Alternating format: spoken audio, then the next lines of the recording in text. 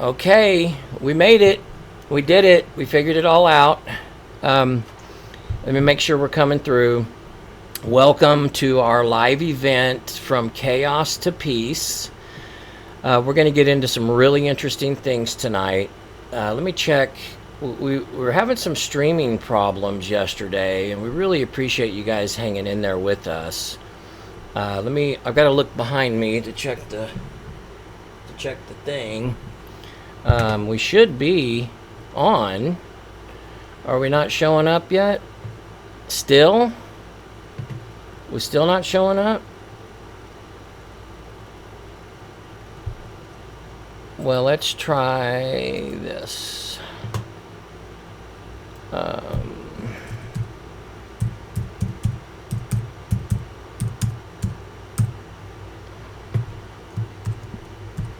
Okay, I'll tell you what, because I think it is, and so I really just want to kind of keep going. I don't want to keep y'all.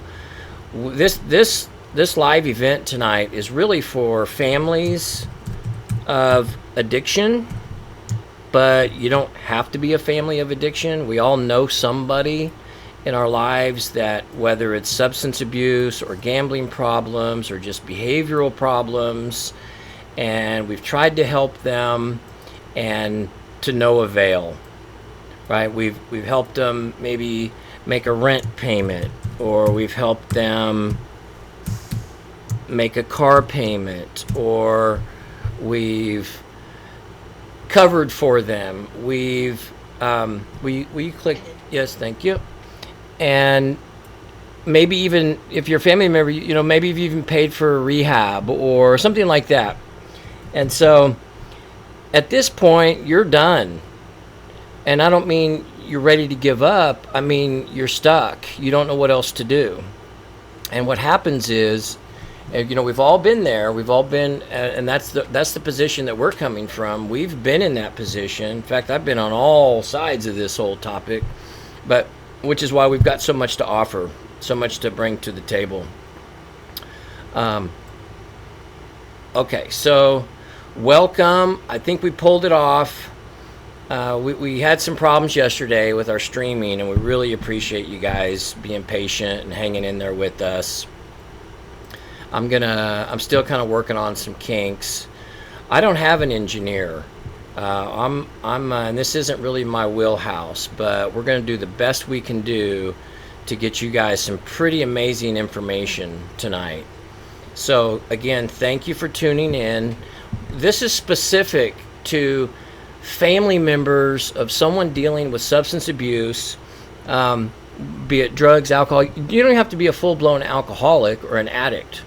There are plenty of people in the world that we wouldn't necessarily put in the addiction column, but for whatever reason, life has gotten very difficult.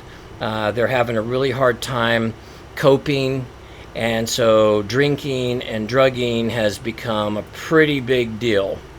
And so it's destroying their life. But here's the important thing, is the solution is the same. So it really doesn't matter what label you want to put on it, how you want to identify.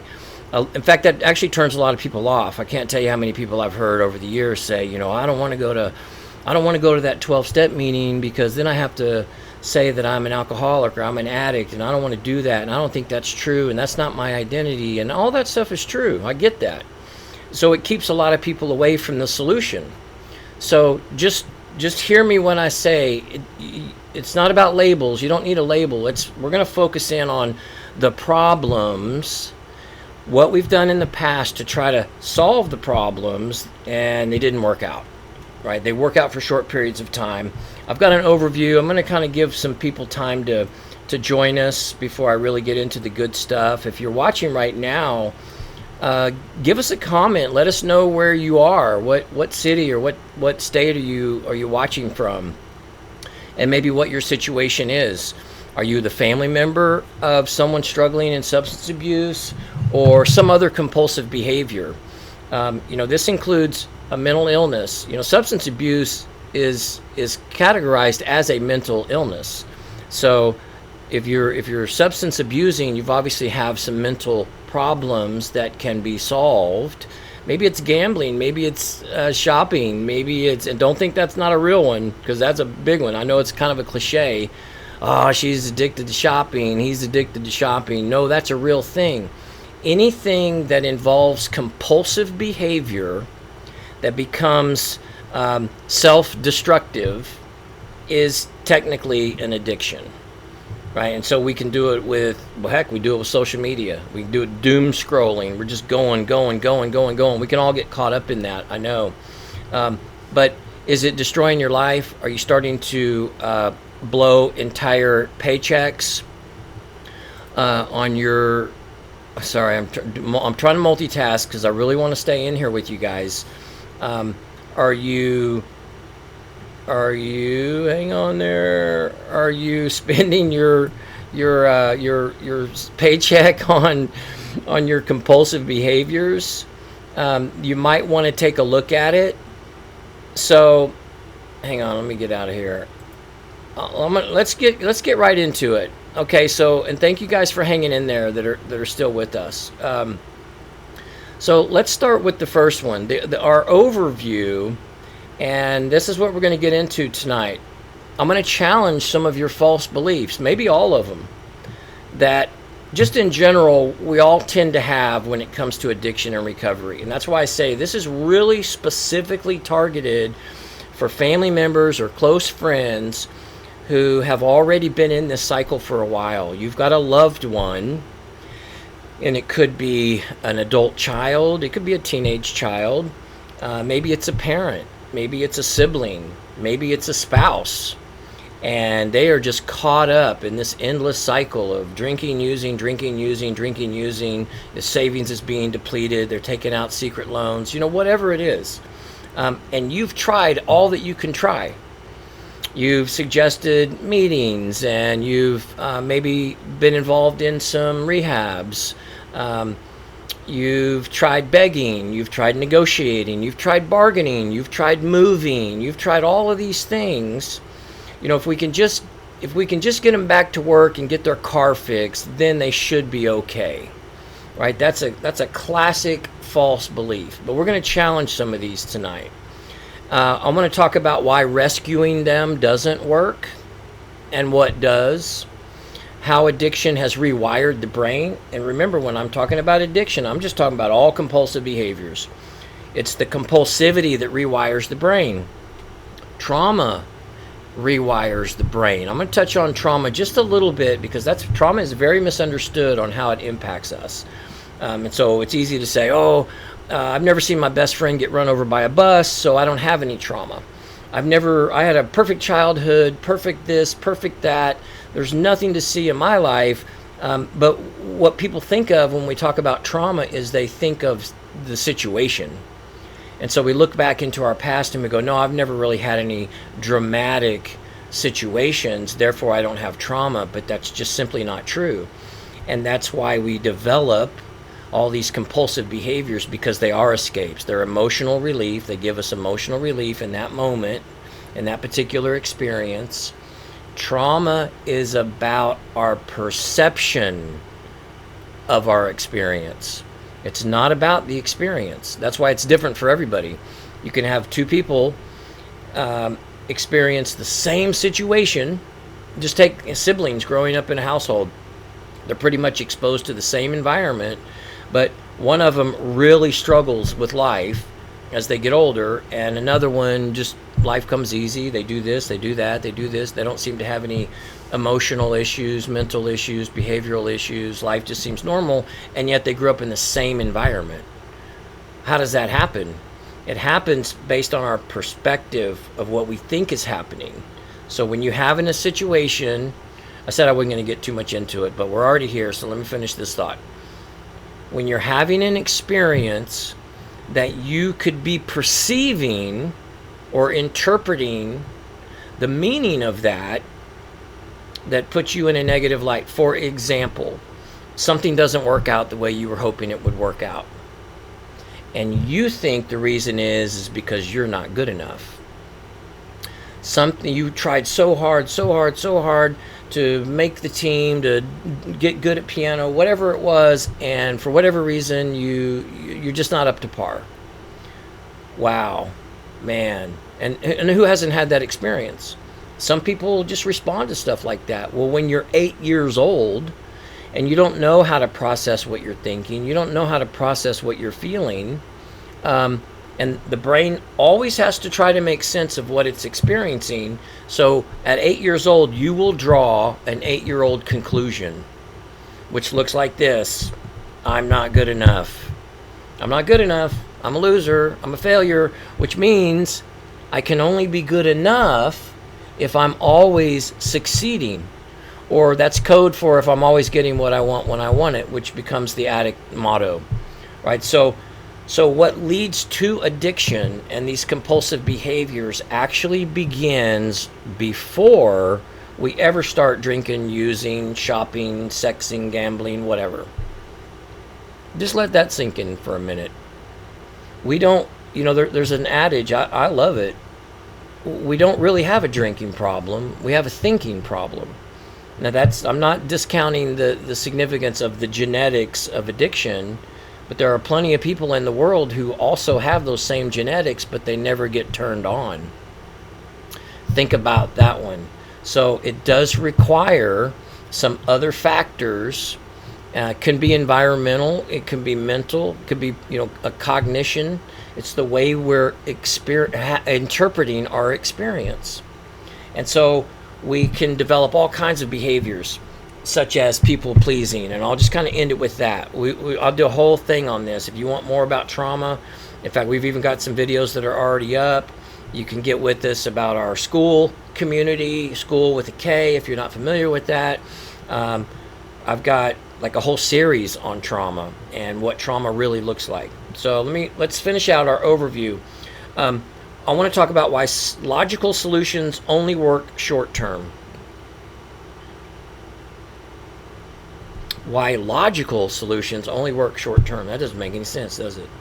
We're going to get specific about the strategies that don't work, strategies that do work, that will help you and your loved one all move forward. Now, I'll tell you a little bit about who I am. I'm actually sitting here with my beautiful wife. She's she's going to handle the comments for us. She's our behind the scenes girl, our administrator. But for the last 20 years, we've been operating a program called Justin's Lighthouse Recovery. And we have a very high success rate. And it's not because we've reinvented the wheel. It's because we've grown up in this. We both come from alcoholic homes. We both are recovering addicts in our own right, going on 23 years now.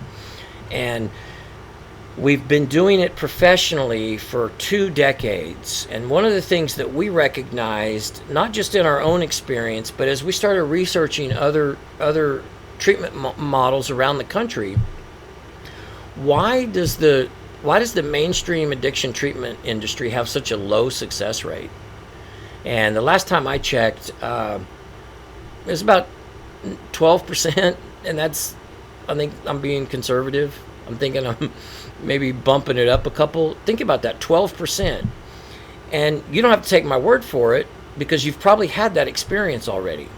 Okay, it's not normal to need to go to treatment 5 times on average, and that's what the numbers are, 5 times on average before a person finally kind of where it clicks and transformation begins.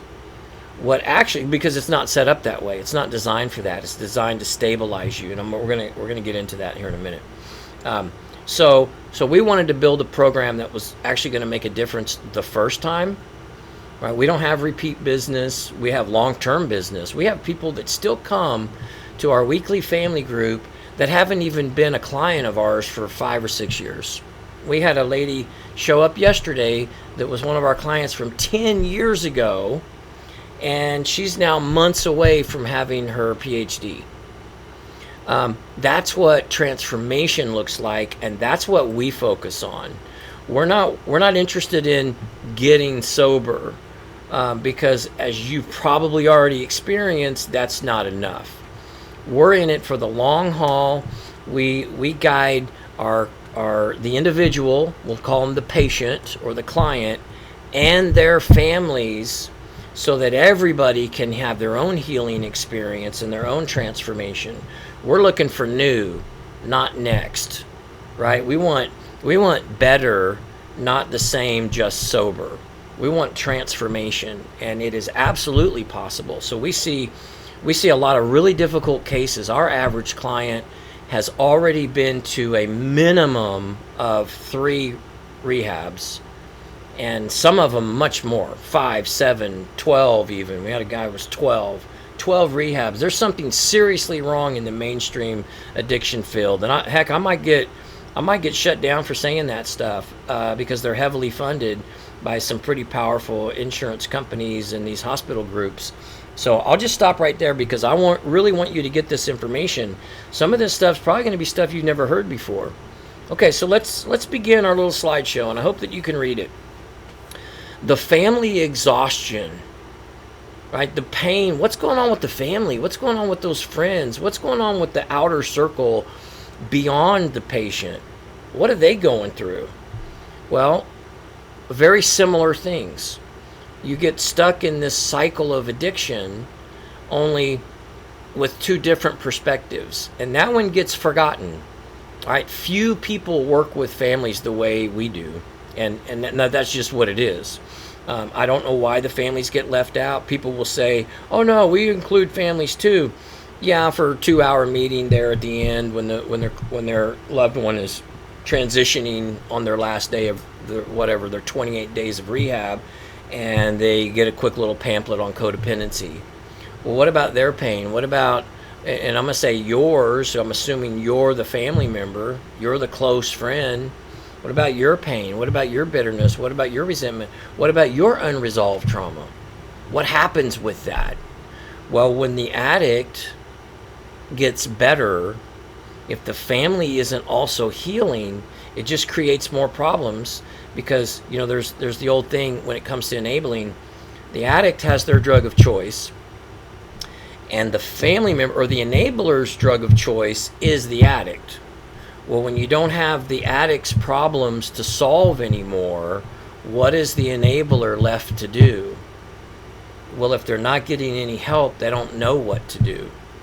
And so they will unwittingly create situations, crises, problems, fires to put out, which just create more conflict. It's not enough for one person to heal. How about the whole family heal? And don't think that that's a pipe dream, because we see it every single day. For the last 2 decades, it is absolutely possible. So what the solution is learning new ways, just like the addict, just like the patient. Families need to learn a new way of thinking. Families need a new way of resolving their trauma, learning how to even identify trauma. And that's why I kind of gave that brief description earlier. We are going to keep this posted, so feel free to go back and read some of these things, or re-listen to some of the things I'm talking about. Plus, you'll have the whole slideshow. But I'm actually going to give you an opportunity to get your hands on this if you want it. These are just know generally, so what's the solution when it comes to families? Families need to be committed to the most insane thing in the world for families to think is, I'm not the one with the problem. If old Johnny or old Susie, or whoever our loved one is, if they would just get better, then we could go back to normal. I don't know that that's a good idea. And that's not what happens. What happens is because everybody in the family is sick. Everybody's dealing with stuff. You just don't know it because the spotlight has been on the addict for so long. But everybody's got their defects. Everybody's got their pain. Everybody's got their unresolved, unspoken issues. The environment wasn't ever normal, right? All families have their issues. And so if one person has escalated into full-blown addiction, alcoholism, gambling, sexing, whatever, these self-destructive compulsions, it is wise for everyone to take this opportunity and regroup and reset and learn some new things. And when the families adopt that mindset, and we see it, like I said, we see it every day, They're out there. I think it's more often than not. Then everybody gets to heal, and then moving forward, you're gonna have a completely different life. Everybody, you have a completely different family dynamic. That's why it's so critical. Okay, I meant to put quotation marks on the top of this. It is not the family's fault. That's a false belief. Okay, so I meant to put quotation marks, like, that's something that as family members we can think, especially as parents. Your 25-year-old son or your 40-year-old whatever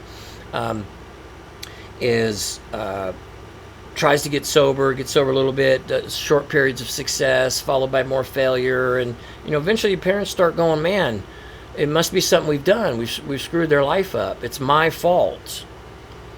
But that's a lie. It's not your fault. It is not the family's fault that one of the family members is stuck in their dysfunction, any more than it's the family's fault that someone in the family got cancer or developed diabetes or whatever.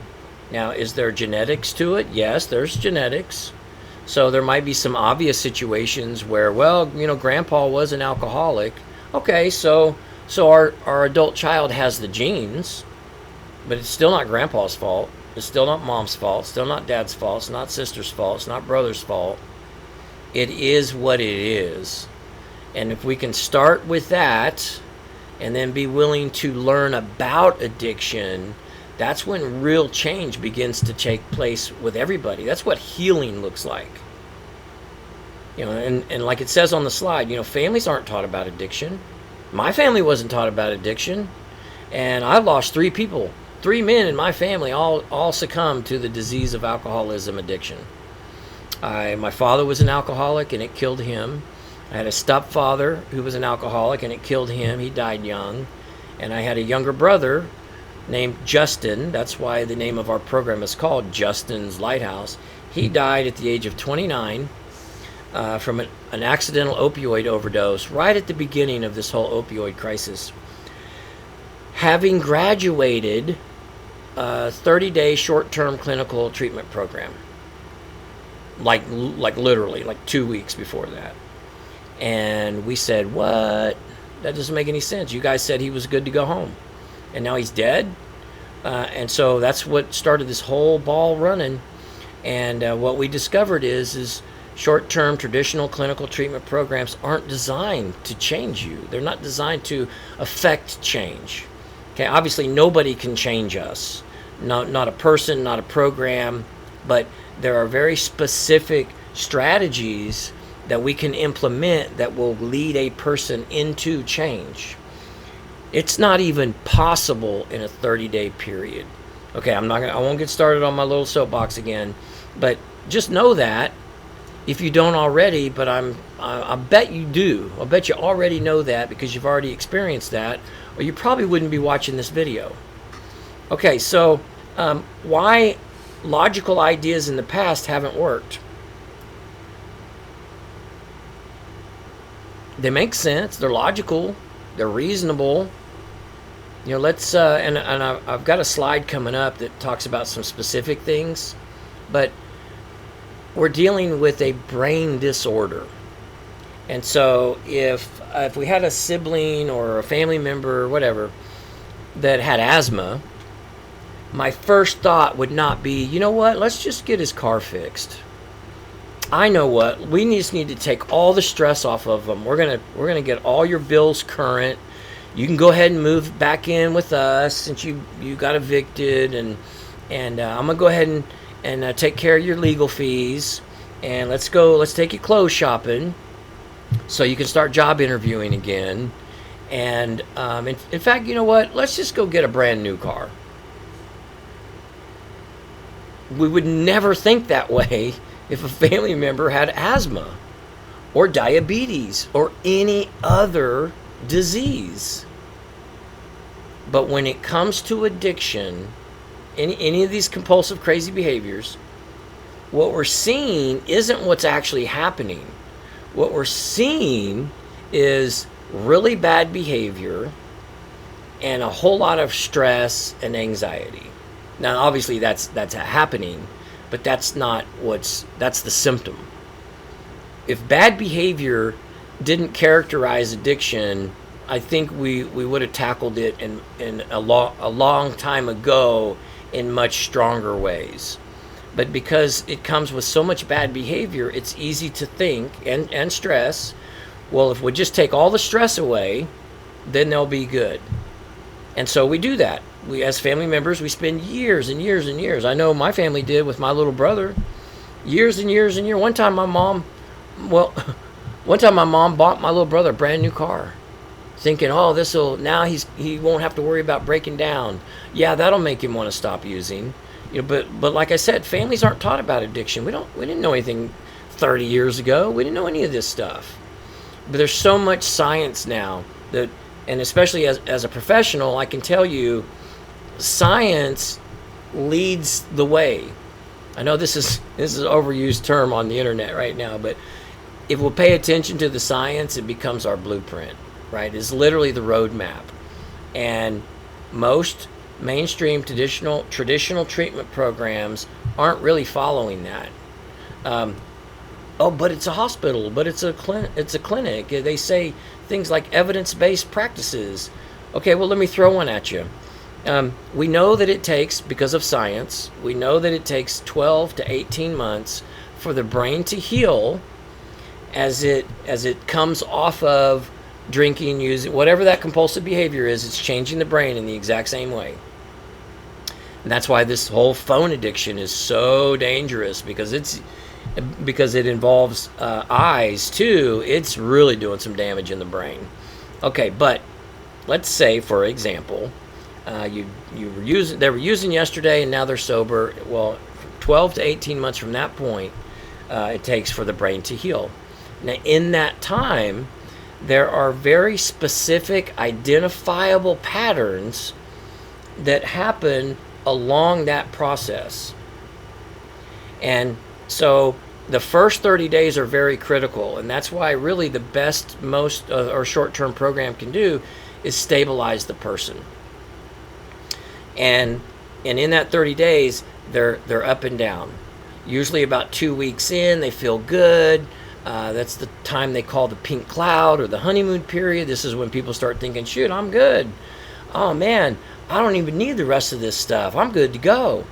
And then there's another drop. And then in about 30 days, it's another peak. And then we send them home. We discharge them. But what happens next? A very dramatic drop. As the brain is trying to heal, it's trying to figure out whether that person is going to feed it any more junk. So it's trying to come back online. It's almost like if you or me were sitting in the corner and we're like, are they going to show up? Are they not going to show up? Are they coming? Should I go ahead and do a dance and perform a song, or should I wait? That's exactly what's happening in the brain. So we discharge them. Everybody feels good because they leave on a high note, and then very quickly, boom, total funk. Cloudy mind, depression can kick in, where the shame comes flooding back, and then there we are, we're stuck. That's when most people relapse. Unless they're being educated and they understand, hey, what you're experiencing right now is going to end in about 2 days. But of course, if we're not taught anything, if we're not given the right information, then when the addict experiences that very low point, and it can be dark for some people, the brain goes, you know what? I know one thing that will make me feel so much better. Boom. And we're off and running. We're drinking, we're using, whatever that is, and we're back at it. So that's why logical solutions have not worked. This is what you want to do. I didn't even cover these bullet points, but let's go over them. Addiction has rewired the brain, obviously. So that means our thinking is messed up. Our values, we've spent maybe for some of us decades compromising our values. The irrational behaviors that don't make sense except to the addict. Decision making is all screwed up. We've as a patient, as an addict, as the patient, we've adapted to distorted thinking. We've adapted to compromised values. That's why we're so big with manipulating and rationalizing everything. Oh, no, it's not that big a deal. Oh, no, I'll be all right. Oh, that was just a little bit. Oh, I only did that because I needed this other thing. And, we just kind of live in the gray area. Well, that's because of the brain has been rewired. I can't tell you how many times I've heard families say this, including my own, because it's confusing. It's like, we didn't raise them like that. They used to be so responsible. They used to be so talented, so productive, so ambitious. We just don't understand what happened. Well, what happened is their brain got rewired. The good news is in recovery, the process of recovery reprograms the brain. But we got to be in the process. So we want to be looking for treatments, systems that include handling and addressing the brain distortions, that are addressing unresolved trauma, the behavioral changes, routine, implementing routine, teaching emotional management, teaching self-awareness, identifying what doesn't work and what does work, why you do what you've been doing. It's called educating in a very deep way. And then without any kind of spiritual development, few people make it. And that's just what it is. I like this slide here, this because it really shows kind of how dark on the left side, it shows how dark the brain has become. It's like it's not even functioning, which is really amazing when you think about it, because even in the midst of our dysfunction, an addict can still pull some things off. Imagine what life can be like when the whole brain is rebalanced. Well, it's fascinating. I'm here to tell you it's fascinating. Here's what, if you're still not convinced, here's why 30-day treatments rarely cause lasting change.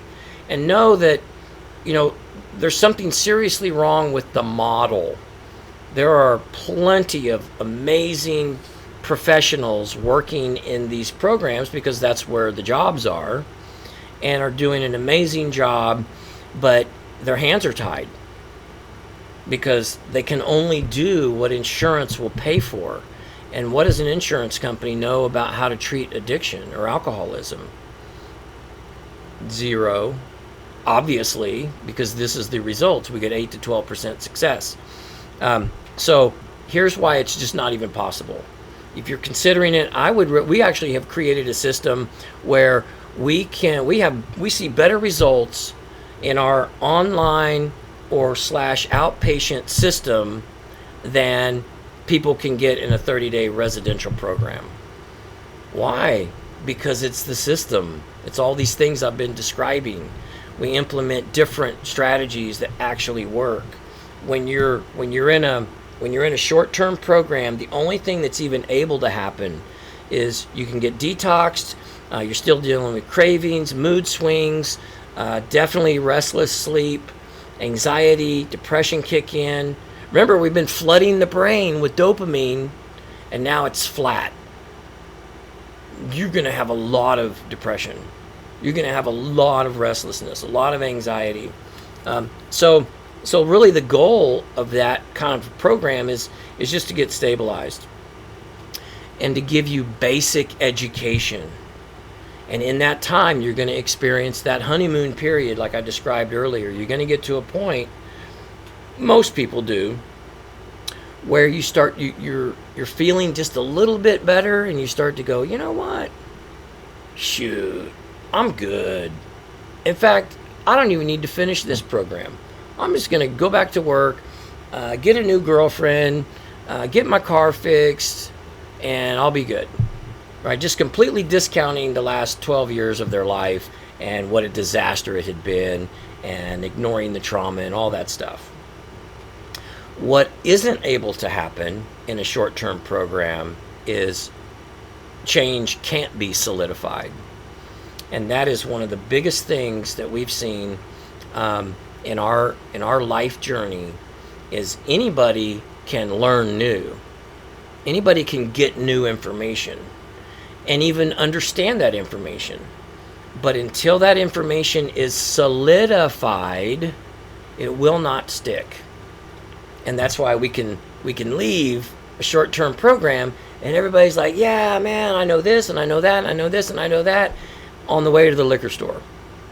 It has to be solidified, and that can only happen over a longer period of time.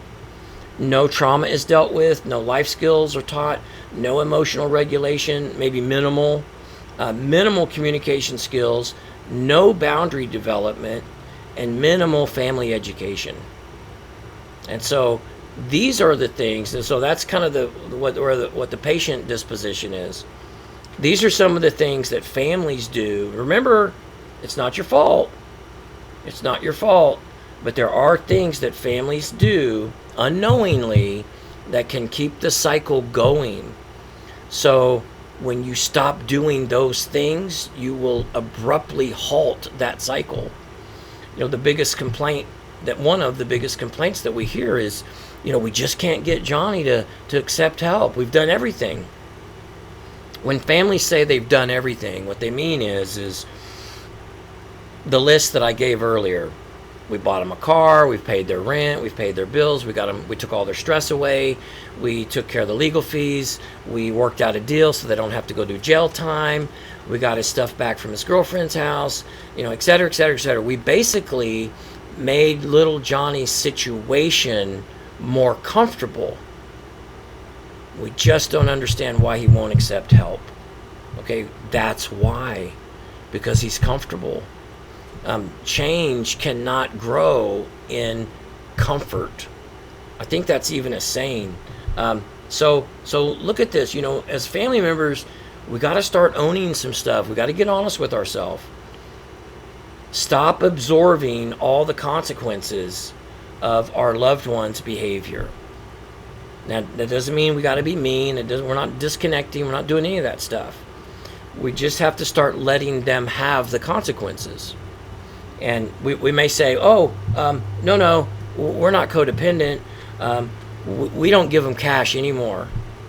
But we still pay for the lawyer, and we still pay for this, and we still send a check to the apartment complex, and we're still enabling them in a way that they don't need to get help. A person who needs help will not accept help until they recognize a need for help.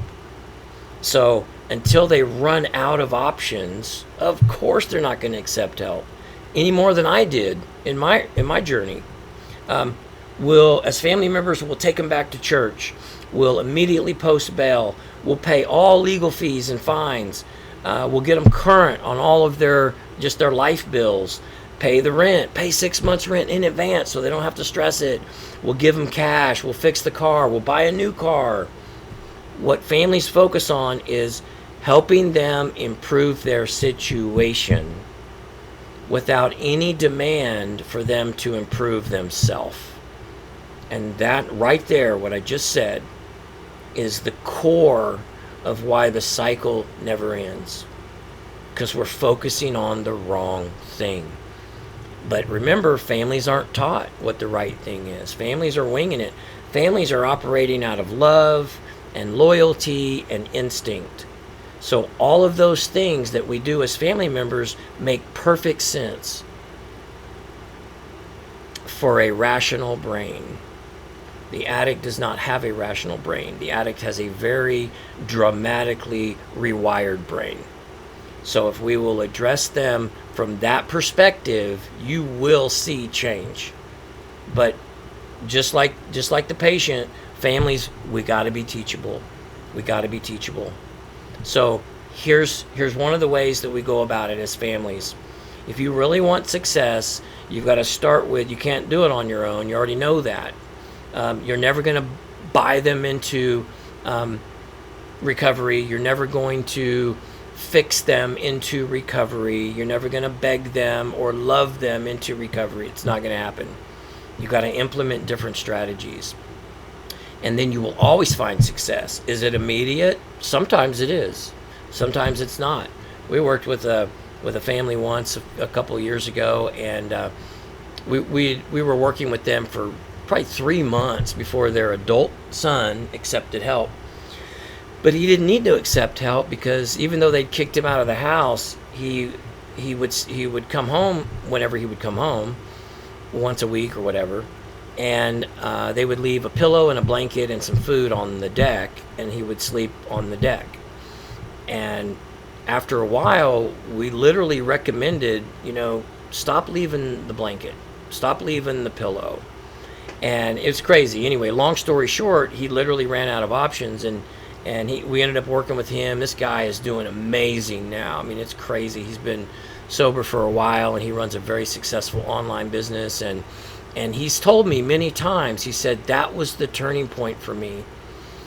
He remembered coming home that one night, and there was no pillow, and I was mad. I was like, man, that's bull. And then he disappears for 7 more days, and he comes back, and there's no pillow or blanket. And then he got even more mad.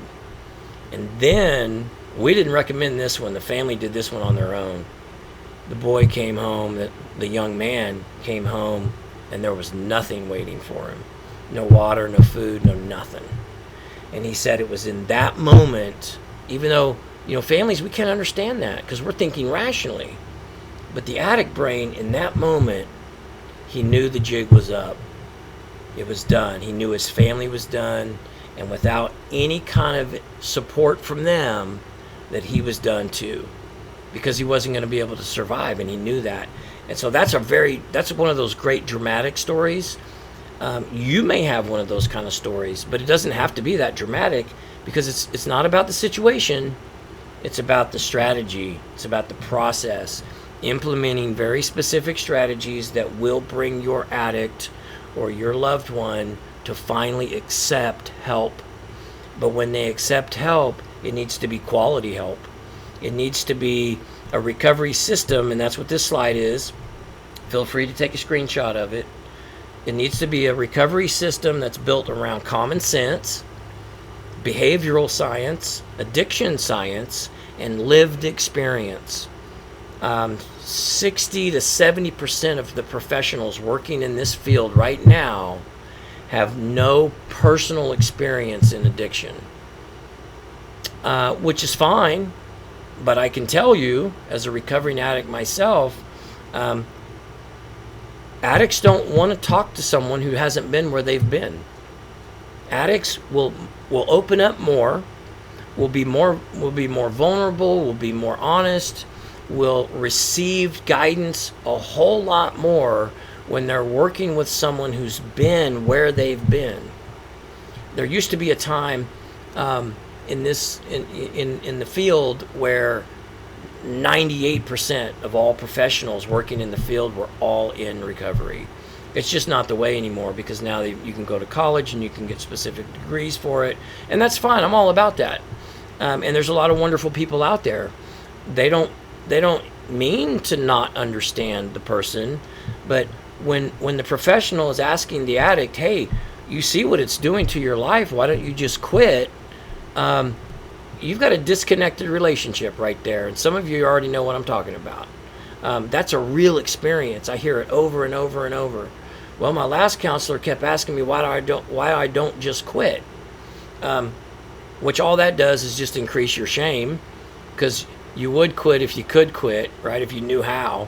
So anyway, you guys know what I'm talking about. On the right-hand side, let's see if there's anything worth talking about here. These are very specific cues. And yes, these are very important. I can barely see them on my screen, but you can probably see them. So you've already heard me say this a million times. When families change their strategies, the addict runs out of options. And I'm going to say 98% of the time accepts help. I've never seen it not work. It's common sense. But you have to recognize that how, as family members, how we're keeping them in it. Even though it doesn't make sense. It's like, man, they're living under a bridge. I can't believe they want to live under a bridge. That doesn't make any sense. Let's get them into an apartment. And then we'll go get them an apartment. And then we can't figure out why they keep using. Because we just got them an apartment. Life just got real comfortable. That's why recovery requires a complete transformation. or they'll just default right back to it. The thinking is screwed up. So the more families recognize that and address it that way, that's why you need help. You need some guidance. Addiction is a disease, and with right recovery systems can be healed. Now, I don't say that to let the patient off the hook any more than, if you had diabetes and you didn't take your medicine that day and you had an episode on the way to work and you crashed your car, yeah, you would get a lot of sympathy and you would get help, but you still got to deal with this crashed car, right? That you didn't take your medicine properly, and you still got to take some responsibility for it. Well, that's what addiction is all about. And so we have to deal with it that way. Getting sober is not enough. Sobriety is just the beginning. How many times have you thought, oh man, they finally quit drinking and using, we're good to go?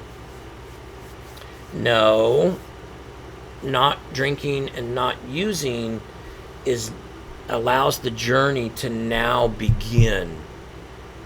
That's when the journey starts. That's not when it ends.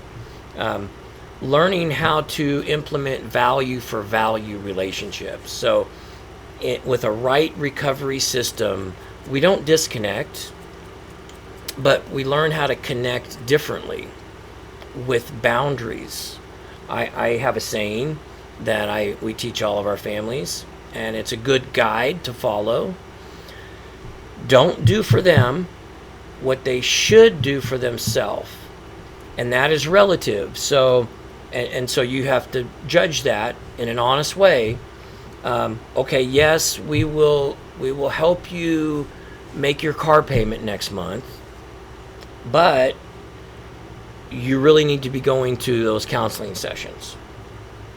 Okay, in the past, we've made deals like that, but because the car payment is due tomorrow or they're going to repo the truck, we would go ahead and take care of the truck payment, and they would never show up at the counseling. Moving forward, it has to be reversed. Even though you'll get a temper tantrum, it's like, okay, we'll go ahead and we'll help you with that car payment, but you need to go to those counseling sessions. And then they say, okay, but the truck's due today, or they're gonna repo it tomorrow. Okay, well, that's why you should have brought it up a month ago, and that's on you. That's not on us.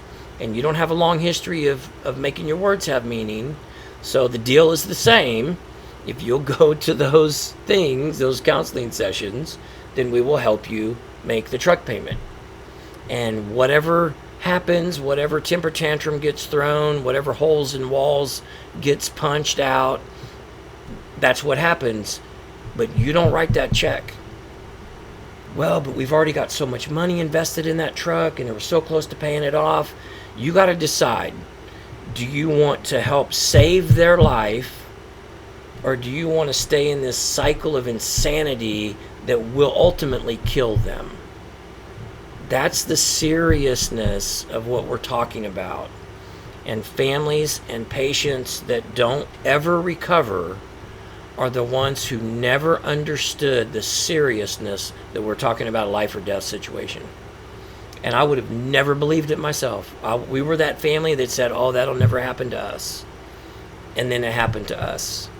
My little brother died in his sleep, having only taken 6 pills. That's it, 6 pills. Opiate addicts today are taking 10, 15, 20, 25, 30, 40, 50 a day. And it only took 6 to kill somebody. So I'm not trying to be dramatic. I'm just trying to be very honest. This is how we roll. We talk about reality. And reality is how we get better, right? And the families can deal with it too. Well, we just gotta, I've caught myself doing that. Well, we've already got so much money in that. Okay, well, if you want to keep maintaining let's say a situation like that, because that's a legitimate situation.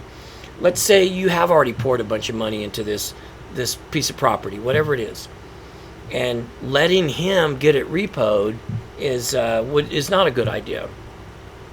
But letting him use it while he hasn't earned it is very doable. So you take the truck. Oh my God, if we take the truck from them, they won't be able to get to work. At some point, you got to draw a line. Do we want to save their life, or do we want to just keep sending them down the road? Because they're probably not even working anyway, right? If you're in that kind of situation, they're probably not even working. Okay, so let's keep moving on. I know I don't have you forever. Here's a couple of nice things that people have said about us. This comes from a mom. In fact, we're actually still working with this family. You're the first person in a recovery center to explain recovery in a systematic way that makes sense. I think of all those others as a waste of time. My 40-year-old son is now finishing college after years of alcohol. And this is the mom of he's actually now 40 years old. Oh yeah, that's in the, I guess she was 30 when she wrote this. Anyway, I think that's my typo. Here's another one. This is from a former client. I've never had anyone present addiction in this way. I'm sorry, I'm just having a hard time seeing. I've been to a lot of treatments and nobody goes this deep. I look forward to my groups, or I look forward to groups. And he does. He still comes. Justin's Lighthouse changed my life for the best. Tina and Miles picked me up from East Baton Rouge Parish prison on March 2019. That was right as COVID was hitting. Long story short, she's doing awesome. And it was a tough journey for her too. Here's the last mom. Justin's Lighthouse, Dr. Lewis and Tina Lewis have saved my son's life. He is now on the road to recovery and a new life thanks to their work with him. I cannot thank them enough or recommend them highly. Okay, that's and of course we don't have the power to change anybody, but that's the spiritual development of this process. When you get in a right system with people who know what they're doing and you follow what you're learning, you will get the end results. It's just that simple. That's how the universe works. It's a system. It's not a feelings thing. We don't have to cherry pick and keep guessing, well, maybe this will work, maybe that'll work. We just start with, you know what we've been doing didn't work, and now we're going to follow a system. We're going to follow a right strategy. And these are the 3 points that as a family member or a friend, you want to start implementing. And it starts with slowing down, right? Which sounds, wait, no, we need to go faster. We're in a hurry. No, that's what's hurting. Slowing down mentally, slowing down emotionally, slowing down physically, and start looking for ways to take care of yourself. You know, there's the old adage, or when you're on the plane, there's those instructions. And the flight attendant says, if you're traveling with small children, in the event of a cabin pressure drop, put the mask on yourself first, and then you can put it on your children. Well, as family members, you know, we follow those emotions and we follow those instincts, and we do it the other way around. And we take care of everybody else first, and then we're left sleepless, insomniacs, anxious, irritable, restless, discontent, scared to death, exhausted, not knowing who we are, just waiting for this other person to change so that then we can finally be okay. It hasn't happened. It's not going to happen. We have to reverse that, even though it doesn't feel right. Well, of course it wouldn't feel right, because we as the family, we've been in this dysfunction for a long time. We don't know what feels. We only know what feels. We don't know what's right or what's wrong. Take care of you first, whatever that looks like. And you know what it looks like, so start doing it. Focus on the things you can control, that you can control, which might be whatever. No, I can't rush to your aid today, loved one. I have to finish work. No, I'm not going to bail you out of jail right now. It's 2:00 in the morning. I didn't get you arrested. You got you arrested. But maybe I could work on it in the morning, right? You focus on things you can control. You can't control somebody else. And just know from this point on, recovery is not a race to the finish. It's not a race to the finish. And yet, that's how, whether you've been to a short-term program or not, that's just how we kind of tend to think of it. It's like, yeah, they stopped drinking, they stopped using. Okay, let's hurry up. Let's whatever those plans were, let's get on with it. We're gonna start that new career tomorrow. We're gonna get them back in school. We're gonna buy them that new house. We're gonna whatever. It's never worked, and it's not going to work. We've got to change the strategy. The second one is you have to start thinking systematically, just like I've been talking about. Recovery, like anything else that is productive and effective, is a system. If you went to your local baker, just pick your favorite restaurant. Pick your favorite meal at your favorite restaurant. If you were to go talk to the chef or the manager or whatever, and you said, you know, I love this item on the menu. How do you make it? How do you prepare it? Starting with before you order the ingredients for that dish.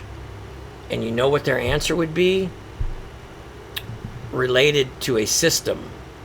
Well, on Tuesdays, we place our orders. And on Wednesdays at 4 o'clock, we receive those orders. And then this assistant takes that and he does something with it. And then this happens, and then this happens. And then it's waiting, and then the order comes in, and it gets put in this, and it's prepared in the exact same way. Maybe not perfectly, but pretty close every single time. That is exactly what recovery is. But unfortunately, that's not what's taught. What's taught is short-term, quick fixes. Gee, I hope he makes it. Workbooks and assignments and race to the finish thinking is insane. It's never worked. It's not going to work. So start thinking systematically, as well as in your own relationship. You know, boundaries, this all or nothing thinking is prevalent on both sides. Our loved one has that thinking, and as family members, we have that thinking. And so it's easy to try to pour so much of ourselves into helping this person, and they just aren't changing. They just aren't getting it. And so we go, you know what, just forget it. And when we'll kind of just cut all ties. We're done with that dude or that girl. That's not healthy either. The reality is we're just stuck. We don't know what else to do. And so to regain a sense of control, a little bit of safety, emotional safety, we just say, I'm done. But what if there was a way to move beyond that point? There is. And it's learning how to implement boundaries without not loving them, without giving up on them. Boundaries, boundaries, boundaries, not disconnect, disconnect, disconnect. Stopping your reaction and starting responding, and they're very specific in those things, is what makes a huge difference.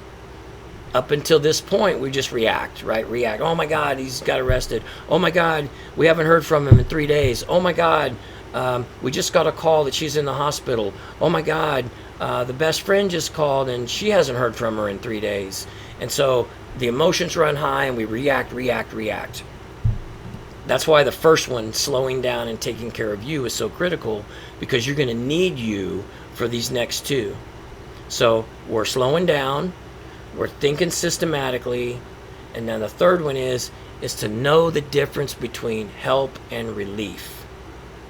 Relief is just that. It's families focusing on their situation, and anything in that environment that looks like it causes stress, we want to take that away. Because we think, well, we don't think, that's what lots of times that's what the addict tells us.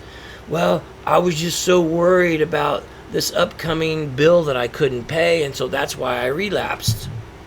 Okay, well, we're going to start taking that one away. First of all, that's a lie. That's what manipulation looks like. And the second part of that is families have been falling for that forever. So we come in, we swoop in, we go, oh my gosh, let's take care of this bill, let's get that fixed, let's do this, let's do that, and we'll remove all the stress, and then they'll be good. That's what offering relief looks like. Offering help is with boundaries, guiding them towards change. Well, I'm sorry that you're going to get your electricity turned off tomorrow. I'm sorry that you don't have any car in your gas. I'm sorry, all these things that are the result of your behavior. But what we will do is we will help you chase recovery. We'll help you get help, and we'll keep helping as long as you're accepting that help. But if you're not doing that, sorry. But think about, especially mama bears out there, think about why we resist that, what I just said. Why do we resist that? Well, then they'll be homeless. Well, then they'll lose their car. They won't have a place to stay. Maybe they'll lose their job. They'll be uncomfortable. Remember what I said earlier. It's in discomfort that change can happen. As long as we're rescuing and only offering relief, change cannot and will not happen. Family members have so much more power than they realize. But you got to be willing to learn what that looks like and how to use that power. Accountability, value for value. Yes, we will do this, but we expect you to do that, and you got to do your thing first, right? As long as the family's doing the thing first, and the addict has the option of doing theirs whenever, you'll get the same cycle. So, man, I've talked so long, and thank you guys for hanging in there with us. But I want to invite you right now. We've got a thing next week on Wednesday, Thursday, Friday. You want to talk about right systems? This is crazy. We have priced this thing at $27, and it's going to be a 3-day event, 2 hours each day, Wednesday, Thursday, Friday, where I'm going to break down. I mean, literally, we've got on here $7,500 value. It's even more than that. Our clients pay tens of thousands of dollars to learn what I'm going to teach you in this workshop next week. Wednesday, Thursday, Friday, 2 hours a day, and we're going to cover all of these things. Get registered. When you do register, at the very least, you're going to get a free $49 ebook called Breaking Free from Addiction, which will help you tremendously. It's just more information, which is what families need. We need right information, and we need a lot of it, but it won't matter if you don't follow it, right? Don't just gather literature, and this isn't clinical stuff. This is the real deal. This is the stuff that actually changes families, and we're a result of that, and we have solidified these principles. And like I said earlier, they're based on behavioral science, addiction science, common sense, and a lifetime. I've literally been in or around addiction my entire life. And I won't tell you how old I am. No, that's a girl thing. I'm 61. So I've literally grown up. I've spent, let's say 55 years with addiction or recovery in my life.